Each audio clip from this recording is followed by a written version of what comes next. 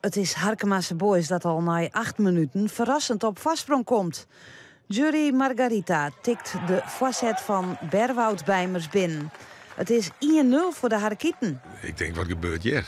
Maar ja, goed. Het was natuurlijk een geweldige goal. Leef eerlijk wezen, dus dat was fantastisch. Ik hier er net op rekken. Dat was hun eerste kans, maar ik zeg al dat het wat makkelijk wordt. En dat we net het ding die we doggen, die we dwaan hadden.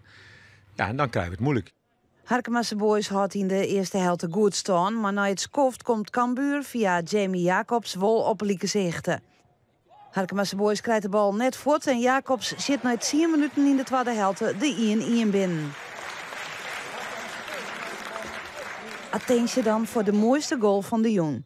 Robin Mauloen maakt het een kwartier voor tijd met deze prachtige vrije trap, de 2-1.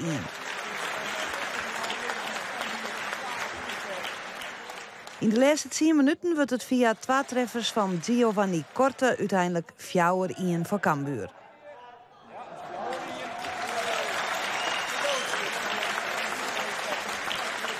Die jongens die hebben er echt alles aan gedaan. En dat meen ik echt. Een groot compliment aan die jongens. Fantastisch gevoetbald.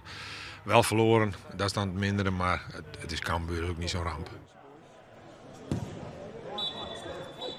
Voor Cambuur zit nu het eerste trainingsblok erop. De spelers hebben nu oorlogweken vrij en beginnen dan aan deel 2 van de tariering. We zijn zeer tevreden over de manier van trainen, over hoe we dan ik mij denken. Het ken ik net altijd top wijzen, dat weet ik. Zeker in de voorbereiding. Mooie uitsluiting, mooie tweede helft. Mooi dat er weer wat meest meer. Ik hoop in augustus dat er weer Peer Toersen zitten maaien. Dan geven we weer mooi verder. De eerstvolgende oefenwedstrijd van Cambuur is hoe 2 weken tegen eredivisionist PEC Zwolle.